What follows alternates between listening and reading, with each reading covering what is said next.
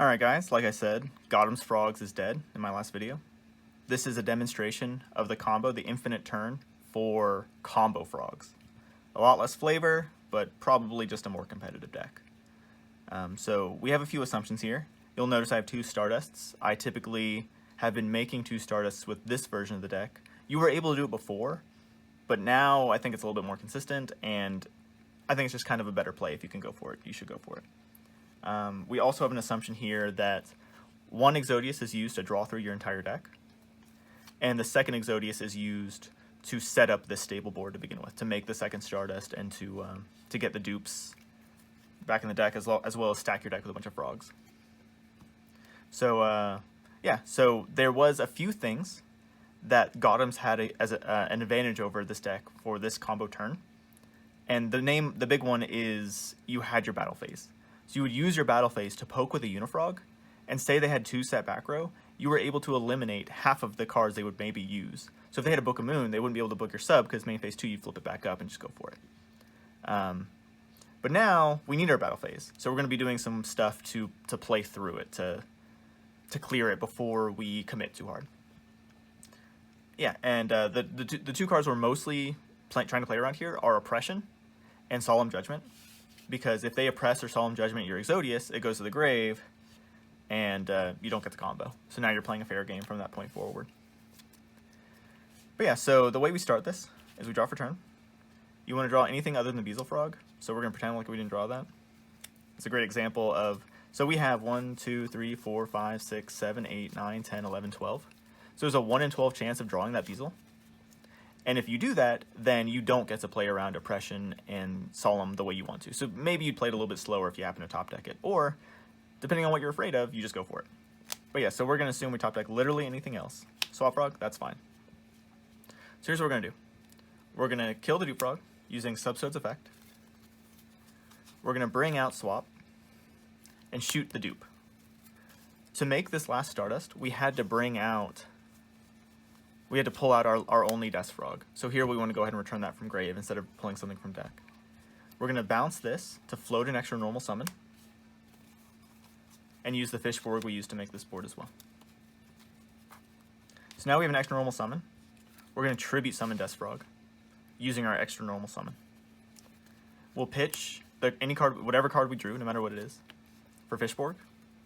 And here we're going to do something sacrilegious, and we're going to sack the Substode. If you want, you can just sack a Stardust instead, especially if they have 1 back row, it's probably correct. But we're going to go ahead and do that, because we want the 2 Stardusts to protect this play as best we can. And here we're going to go ahead and pull out that Beazle Frog. This is the reason why you don't want to top deck it, because you're using your extra normal summon to tribute summon Death Frog, and you're using your normal summon to get your Substode back. So in the scenario where you do draw Beazle Frog, you are going to have to get rid of one of your Stardusts. It's not the end of the world. Okay, so we go ahead and Synchro for a Mistworm. So yeah, if they have 3 back row, then you're good, you're set. We're going to assume this always clears it because we have double Stardust and a Mistworm. If they had any interaction, they probably would have tried to use it. This is where things are vulnerable, so they'd be kind of silly not to. And then yeah, we're going to go ahead and use our normal summon on Substode, and this is the start of like the safe free play.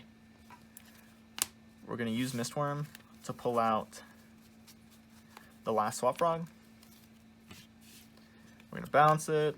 This is just using the card advantage we have to pull Fishborg out of the grave. And we summon Exodius. So remember, always summon Exodius when you have a Fishborg out, because that's the only way you can mess this up. When I'm doing this on Dueling Book, there's a bunch of shortcuts I take, and I'm still going to do them here. But the first one I always send everything back, because I like to put them in my graveyard in a certain order. So the certain order really is just I like these 2 on top, just because I like the way Beazle looks. And once you see the Beazle, then you know it's time to stop putting cards back with Exodius. So the other cards we're going to put back are the Dupes, Treeborn, 2 of the Poison Draws, the Uni and the Flip Flop. And is that everything? Yep. Alright. I put these on top, and this is just the order at which I'm sending cards back when I kill this Fishborg. And that's it. So now our deck is 2 subs, Dandy, 3 swaps and a poison draw, and then 2 Fishborgs. So this is the non-deterministic portion of the combo. What we're going to be doing is we're going to be looping through the deck to draw this. So we're trying to get the Dandelion. We will be cycling through the deck until we do. It's a 1 and 3, and then it becomes a 1 and 2. So the only way you don't get to the infinite part is if you lose a coin flip an arbitrarily large amount of times. Alternatively, if you're afraid of, say, like getting timed or something, then you can always use salvage to stop Fishborgs from going back in your deck. You can keep them in your hand. But this is where we're at now for this one. This is the typical setup. And, you know, flip a coin 10 times, you'll get at least 1 tails, right? So this is our deck. Oh yeah. We need to finish our trigger with Substode. We're going to send a Substode to get this out of the way, out of the way of the deck. Go ahead and bounce this. You always want to do it right away because you're just not trying to mess around. We need these monster zones eventually, so we're going to go ahead and kill the Stardust now. For a poison draw. We don't care about anything, so let's just clear some room out. The reason why you can't leave Substodes in your grave is because you have to send them, and you don't always send them, so you can't just shortcut that part. And then lastly, Swap Frog. So now it's the 1 and 3. So at this point, let's just demonstrate. Well, let's just show real luck. But we'll probably demonstrate what happens if you draw the wrong one. Boom, wrong one. Cool. So that's what we drew. So now, but you notice we still have +1 card advantage because we used our Stardust. In theory, we could go ahead and use this Stardust. Actually, I think that I never even thought of that until now.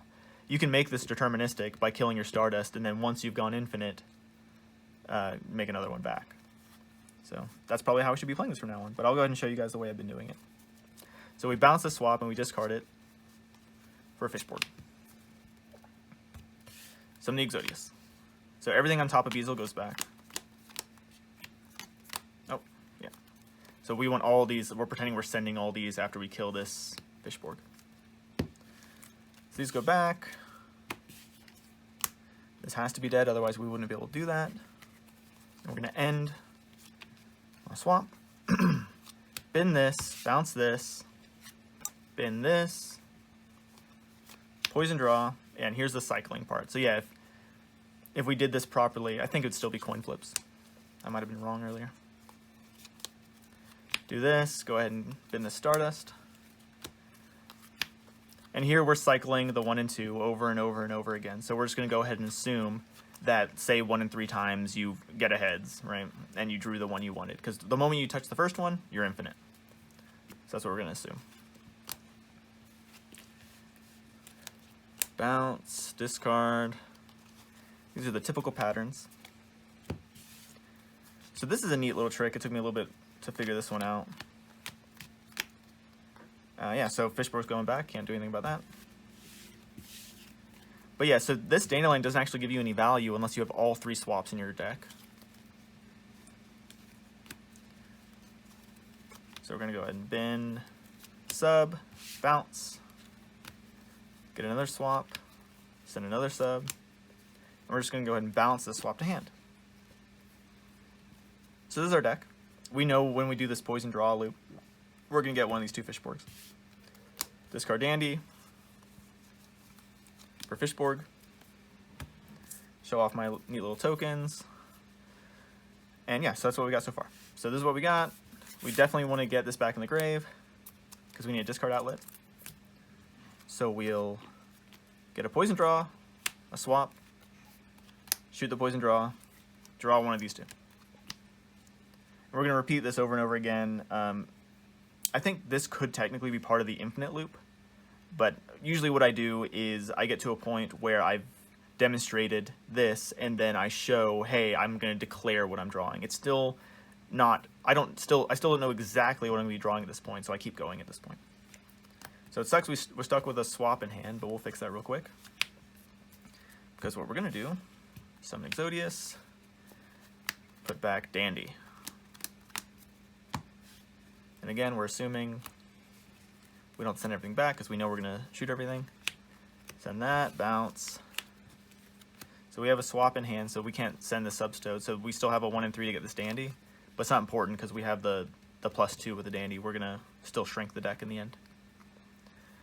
Go ahead and get the poison draw for a swap. And here's a 1 and 3. Again, this doesn't matter because we're going to do one more free cycle to get the swaps in. So honestly, this would be most efficient to show where I don't draw a dandy. So we're going to go ahead and not draw a dandy.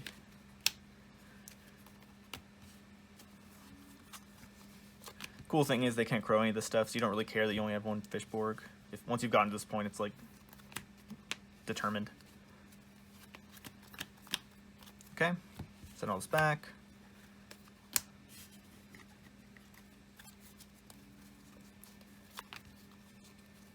Bounce that. Now we can finally get the swap out of our hand. Especially on Fishborg, we can go ahead and kill it for a poison and swap. So we have the hand advantage. So this isn't a coin flip, but we're still going to be, yeah, this isn't a coin flip. So this one's a coin flip to get this, but the next round, I'll go ahead and show you guys what happens if you get unlucky here. Bounce this, so now you have all 3 swaps. So you'll be able to clear the substode you have to put back. And you prefer to discard, when you're doing the cycling portion, you prefer to discard toads over Fishborgs because you can get them out of the way with swap. Now it's just getting a little tedious, but I'm just showing you guys the bad luck stuff because it's a video for demonstration. We want to not do this in tournament. We want to have it understood. And yeah, I'll explore more sacrificing that Stardust. But yeah, go ahead and get rid of the Substitoad. Bounce that. We're going to get...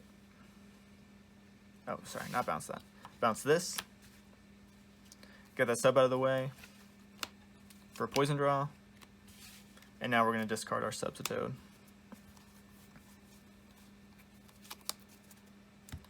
For swap. And that's the guaranteed dandelion. That's what we want to see. This one still has a bounce, so we can put it back for Fishborg. And again, like we still have Substitoads we have to deal with, so we can't just say it's infinite yet. But I think this actually could be the start of the infinite loop. The I'm going to declare what I'm going to draw, because I know for a fact I'm going to draw a poison draw here. So let's just say this is the start of the infinite loop. I will be drawing a poison draw with my draw. So specifically this one with the little nick. That's the one we're going to draw.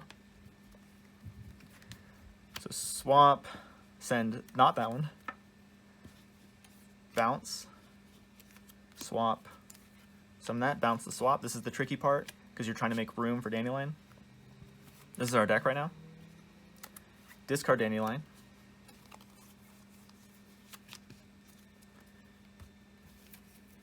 For our 2 tokens. You guys can kind of see the patterns here. Go ahead and get rid of both of these for swap and poison draw. Draw exactly the card I said. So I declared that. This is not the end of the infinite loop because it's not... The end of the infinite loop is when you have a Dandelion in hand and you just summoned Exodius, just like at the start of the infinite loop. You need to get back to the state that you started the loop at. So we're going to go ahead and clear some room. This one's always going to get back a Dandelion, although since we still have a Substitoad, I'm not sure. Summon Exodius. Swap, swap, bop, bop. That. No, we'll be able to do it. Alright, so we had to get rid of something to do all that. So here I'm going to draw Dandelion. Send that with his effect, bounce this, use the token in him to poison and swap, shoot him, draw the dandy. Send that to the grave. And again, this isn't the end of the infinite loop because we still have a swap. So this isn't the same state we started at. So we have to reset one more time before we can say it's declared. So every time you do the infinite draw loop, you're getting Dandelion tokens. You're using each token to draw a card. The first token is drawing you the card you call first. So in this case, it was the Substitoad with the flaw. And then the second token is always getting your Dandelion back. Then your third draw, the one I'm going to declare here, which is the last Substitoad, is going to be when you get the swap out of your hand. So we're going to go ahead and send everything back. Look at that, pretty straightforward. So we have to send everything. So here we're not going to send the Substitoad because this is what we're declaring we would have drawn for the second card. Bounce. Poison draw. Discard Special Summon Borg. Swap. draw this. So almost there. Discard. Again, we declare that we're going to draw these, so this is a demonstration that this infinite loop is repeatable. Exodius. So that is the end of the infinite loop. That means now that I've demonstrated it once, I can show it over and over again. So here's what I'm going to do. I'm going to repeat the loop. For every time I repeat the loop, I end up with a dandelion in my hand at the end of the turn, and I get 2 more cards I declare. They have to be frogs, basically. So all the frogs I declare will go to my hand for each loop. So I think I have to do it 4 times, maybe 5. So one time I'm going to do Dupe Dupe. The second time I'm going to do Treeborn Poison, and then Poison Unifrog, and then Flip Flop Death Frog. That's correct. And these are the cards we want to put back in the deck. Beazle, swap, swap, poison, swap. Okay, so now we have a bunch of hand advantage. What are we going to do with all this? So what I like to do is to maintain our advantage while we're doing this portion. You know, we're getting the Exodius back. I like to use the debris right away. The dandelion right away. So we used one to bounce this. The other one we're going to use to bounce itself. Discard Dandy. Should be the last time we do it this turn. And now we got the Borg. The Borg. Locucius. Alright. So we're not going to draw anything. What we're going to do is we're going to use this token to make an Armory Arm. You guys saw this coming a mile away. So Armory Arm number 1. So I do sometimes when I mess this up, I want to go ahead and just make the big synchros and attack. You got to make the Armory Arms first. You need the monster slots. So we'll make an Armory Arm, clear up the slot by equipping the Stardust. And then we will go ahead and get rid of this swap for Borg. Some Exodius. Send those back. We definitely need to swap before we make this. And you see I already messed up, but it's okay. It's all going back. Messing up in little ways is just inefficient in the combo. But yeah, so we're going to go ahead and use this bounce to get our fish Borg. And then kill this token for the Beazle. And that is Armory Arm number 2.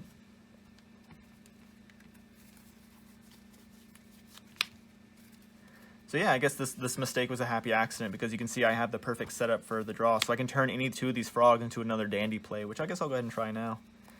I like to use Treeborn and Death Frog to make the level 7 Synchro. So we're just going to go ahead and do that to Fish Borg for Poison Draw, and then to Fish Borg for Swap Frog. And this is all my hand. This is my deck. And then we'll draw the Dandelion. I'm not sure what that accomplished, but we'll see if it matters. Go ahead and clear up some space. So we want to summon this Exodius. Everything's got to go back. We don't have a say. And we do not want to sacrifice our Exodius. That's one way to mess this up for sure. Bounce this. And like I said, I want to go ahead and use this Dandy. So let's see if that has any consequence. We'll backtrack it if it does, because I'm learning this right now with you guys. So we sack this for another swap. Bounce it. Discard for Dandy. 2 tokens again. Yeah, this should be fine. So one of these tokens is going to give us a Treeborn. Look how cute. And then our big boy, Desmond. Alright, here's our level 7 Synchro. Oh, see? We did mess up.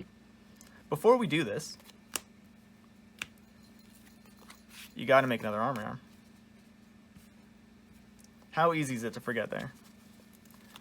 And I don't mind not editing this stuff out. Like, I'll get better as I do this more, and I want to show you guys that there are little ways you can mess it up, and it never costs anything other than time. But time does matter, so we'll make that last Armory Arm. Pitch this.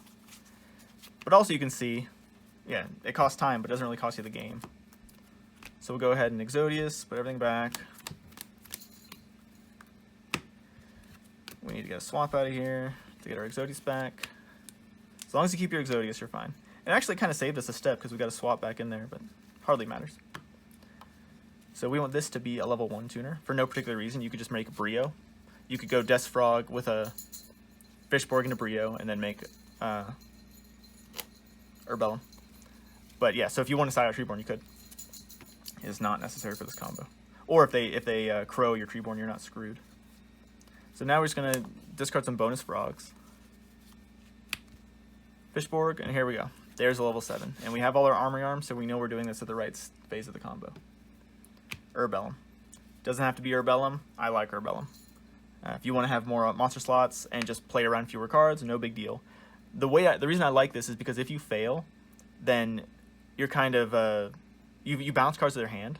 So even if it's not doing the relevant thing, which is hitting both Trag and Gores, then it's also top decking something. So they know the hand they had that couldn't break your stable board last turn, it will not do it next turn. And that's the whole point. That's why I like it so much.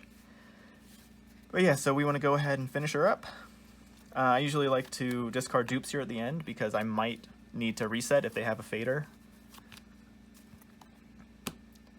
We need the monster slot, so we'll go ahead and Exodius. Send it all. Swap. Bounce. This is going to give us our Death Frog. Discard one more frog. Shouldn't be uni, but it doesn't matter. And that's going to give us Borg. Make our favorite level 6, Goyo.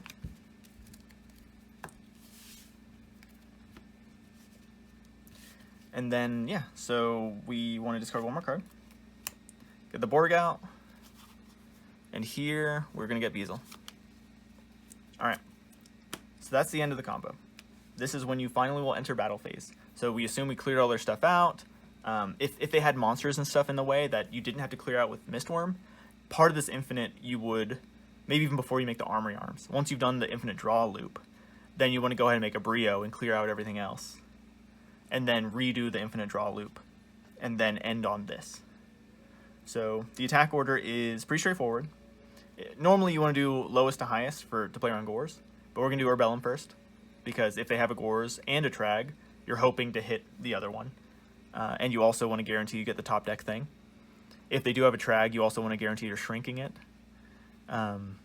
Then you attack with the Beazle if there's nothing, then the Goyo, and then the Stardust. This Stardust is big Stardust, big beefy Stardust. 5,500 attack. If they have a Gores, you win. If you have a Trag, you win. You don't necessarily have to use all 3 upstarts, especially if you're like set up. You can like discard them at the end or whatever. It happens to me maybe like 1 in 3 games. But you shouldn't have any problem dealing 11,000 damage with this board. And if you need to do even more, it's riskier, but you know, you could always just get a swap there. But yeah, so that's the combo. Gottoms Frogs was more perfect in that it wasn't as easily countered. The counters people did have were Crow, and that still stops both of them. And that's not on this turn. This turn doesn't care. We have to worry about Wabuko and Threatening. Oppression Solemn hurt a little bit more because you have to invest a little bit more to play around them. And Battle Fader actually kind of stops us. So at this point, if they have a Fader, you kind of have to rewind. You're still going to have a Stardust with 3 Armory Arms, but if they force you to negate something, then you'll have to do all that stuff again on the next turn. But you probably want to go ahead and clear out that Fader if they have one, because who knows what they'll have. And the way you would do it, again, is you do the infinite draw loop until you end in a Dandelion. Pitch the Dandelion to make a Brio. Use your extra stuff to bounce your Iron Wall and their Battle Fader to banish it. And then you wouldn't be able to use Exodius, so maybe we'll just leave it. You guys can figure it out. So that's it for this combo demonstration. It's pretty convoluted. There's different directions to take it for sure. But I think using Dandelion really gives you a lot of opportunity. And the only reason it's worse than Thunder Dragon is you have to worry about your monster slots. So Thunder Dragon you could do so much because you didn't have to worry about your zones. But for Dandelion, for you to do anything, you have to have 3 zones available. Other than that, I think this is a really exciting breakthrough. The biggest reason I haven't uploaded anything in a while is because this deck's been a secret. So I'm glad that I finally get to share it with you guys. That's it for this video. Thanks a lot, guys.